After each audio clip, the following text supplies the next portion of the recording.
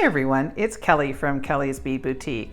So I've been making and teaching how to make jewelry for a very long time now. And one of the things that I hear all the time is, you make it look so easy. Well, that's because I think it is. So I'm going to take some simple parts and some simple techniques, and I'm going to teach you how to make your very own jewelry. So if you want to see what I'm making today, come and join me.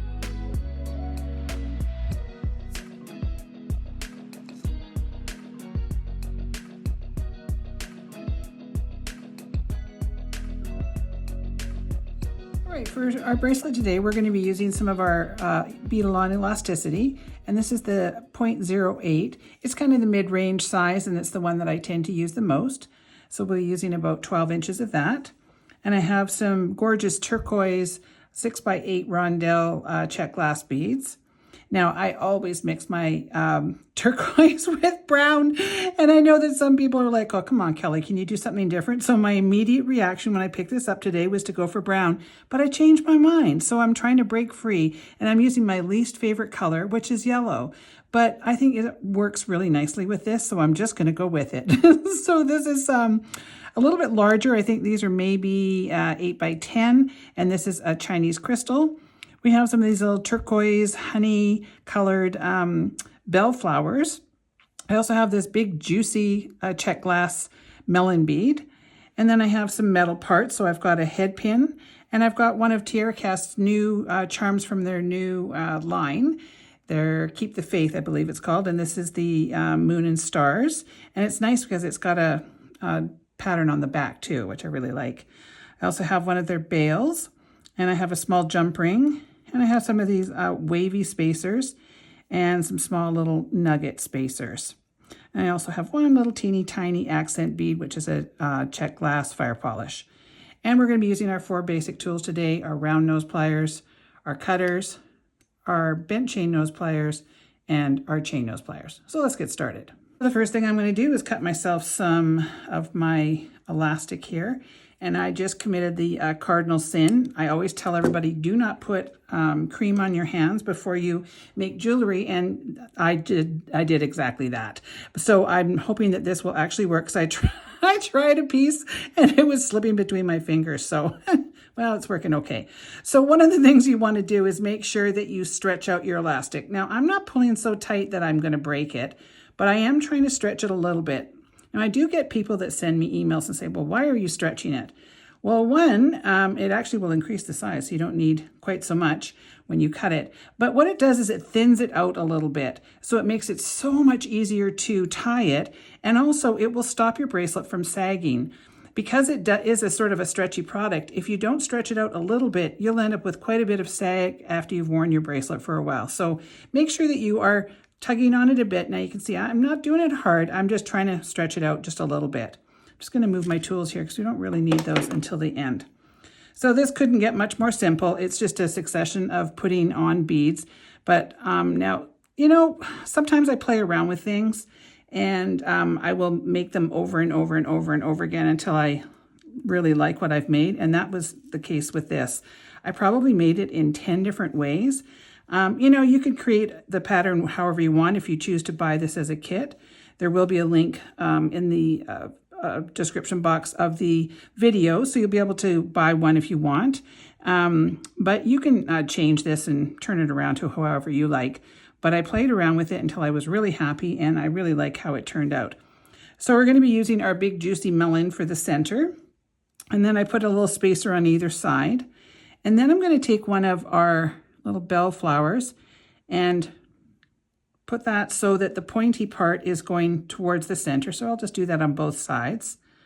I usually only work on one side at a time, but see, now I put that one the wrong way. So you don't want that. You're going to turn that one around and make sure that the pointy side is going towards the center. Did I just do that twice? I did. I'm leaving this in so you guys can see what it's like for me some days when I say do this and then I don't do it myself. There we go. So that's what you want, is your 2 first bell flowers pointing towards your center. They said make jewelry, it'll be fun. It is fun, but some days.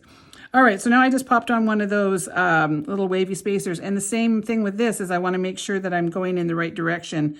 So I've got sort of the curved part open here. So when I put this on, my little Czech glass there, it'll kind of nestle in there nicely.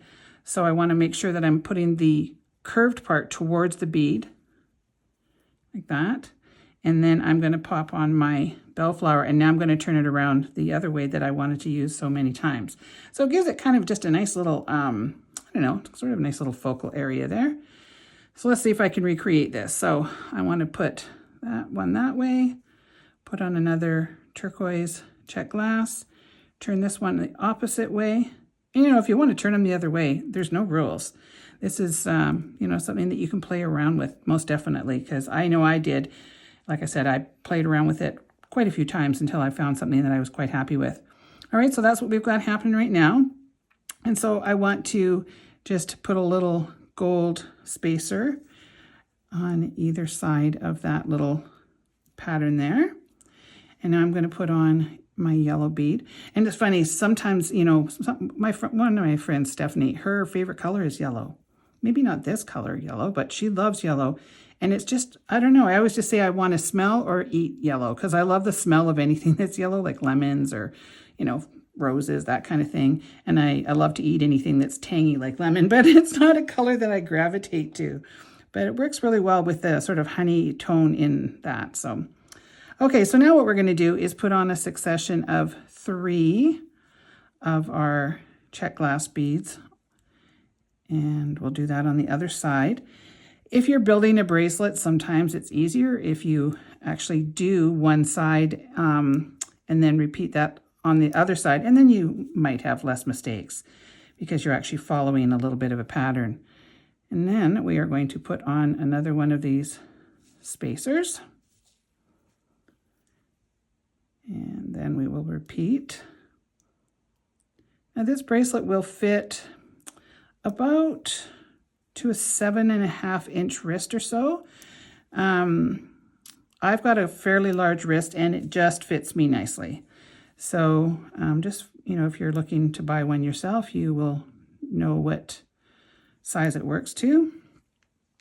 And I think I left out 2 of the beads. Let me see, did I have the right amount of beads? Yeah, I forgot 2 more of them. I'm just gonna grab 2 more from my little pile here because when I'm setting up for my videos, sorry for all the noise. When I'm setting up for my videos, I forgot to count these 2 in here. So, because I'm looking going, well, that's not going to be enough. All right, so now we're going to put on our spacer on either side. We're having a major snowstorm here today. So we had to get somebody to come and plow we've got a huge driveway because, you know, we're on a rural property. So we had to get somebody to come and do it because my husband is still recuperating from his broken leg. All right, so on the end here, I'm only putting on 2, and please excuse my manicure. It looks terrible, but, you know, no time to do any of that kind of stuff right now. Okay, so I'm only putting on 2 on the end because when I put 3 on either end, it just ended up so big. So you'll have to kind of measure it if you're buying one for yourself and sort of see what fits. And, you know, I would try to have equal sides, you know, so maybe if you only need, you know, 1 on either side, just kind of make it so that it looks a bit symmetrical. So now we are going to put on our bail. So we're going to run it through the whole of the bail, not the loop. So what you want to make sure, well, for me anyway, I like to hide my knot. I don't like it when they poke out. So I use this one because it has a larger, turn that this way, it's got a little bit of a larger hole there. So now we're going to be able to hide that. So I'm just going to kind of make my first knot, and I keep it, you know, I'm not pulling it so tight that it buckles, but I've got it a little bit tighter there. And then now I'm just going to wrap this like a extra time through there, and that creates a surgeon's knot. And see, this is where the cream on the hands is making it hard to do. But, you know, you guys have seen me do this before. I'll tighten that up a little bit. There we go. And then I'm going to do it one more time. And I did, of course, forget to bring my glue today, or I might have some in my desk here. I'll have a little look. So there we go. Because what I would do, so I'm pulling that fairly snug. You don't want to break it. I'm going to look to see, oh, look at that. I do have some glue. So what I will do is take a little bit of GS Hypo. I'm really not prepared today, am I? Well, you know what? I can't get that off because I've got stuff on my hands. So this is kind of almost like one of my live videos where nothing goes right. But if this was my glue, I would be taking it and dropping a little bit right on that knot and letting it dry before I cut it. Because then, so I'm going to trim this off and hope that it works. So we'll hope it doesn't fall apart on me. It's not super tight because I've got that, cream on my hands, which was silly of me, but I was trying to make my hands look a little nicer. So what I would then do is hide that. So you just kind of pull that in there and it just hides the knot in there. And if you add that little dab of glue, it's just going to keep it a bit more secure. So you can use any kind of glue. I just tend to use GS Hypo for that. Okay, so now we are going to, what am I going to do here? I'm going to take my chain nose pliers on one side of my jump ring and my bent chain nose on the other and give that a little bend away. And I'm going to run that through my little charm. And then do that up nice and snug. And you just want to make sure you sort of jiggle it until it sort of locks in there. I really like that charm. I think it's really pretty. And then we're going to create a little, I just needed a little something down here. It needed a bit of color. So I'm just going to put that on my head pin, just that our little fire polish. And I'm going to take the very, very tip of my chain nose pliers, just so that I've got something to bend away there. So I don't want to create a super long neck. And then I'm going to make a smaller loop at the bottom of my round nose pliers. So I'm going to take my finger from behind and push it up and over and straight down, open them up and rotate them so they're parallel to the table, and then put that to the back. And then I just kind of line that up so that it's sitting on top like that. And now I want to run this through the jump ring, and it kind of hangs in just the right place if you do that. And then I'm going to take my chain nose pliers and go over top of that. And you can either use your fingers or your bent chain nose pliers, whatever works. I find that sometimes if I just grab the end and pull it around, that really helps lock that in there. And then I'm going to use the flush side of my cutters and give that a cut. Always hold on to that little piece there so it doesn't fly into your eye.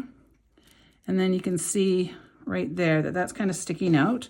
So I'm going to take the tip of my pliers and just push down. I want to be mindful that I'm not pushing against that piece of that bead because that is glass. Okay, so let me just clean up and I'll be right back. All right, so there's the completed piece. These are really breaking out of my color, rut that I'm always in with my turquoises and browns. I do have a little bit of in there, but I thought it kind of mixed it up and made it very spring-like for the color combination. So you can see it's super easy to put together. Anybody can make a stretchy bracelet. And the nice thing about that is it's super easy to get off and on and easier to size. Make sure when you're putting your stretchy bracelets on that you're not doing this. You're not pulling like that. You just want to kind of put them on and roll them on. And you'll find that they don't break and get all stretched out and they look a little bit nicer. So I hope you enjoyed this little video. It was just something that I had time to throw together because I have not been doing very many YouTube videos lately just because of my husband's injury. So he's on the mend, and so hopefully I will have a little bit more time to start creating again. But if you did like this video, please make sure to give me a thumbs up and please leave a comment. I love to hear from everybody. And if you haven't subscribed to my channel, please make sure that you do so.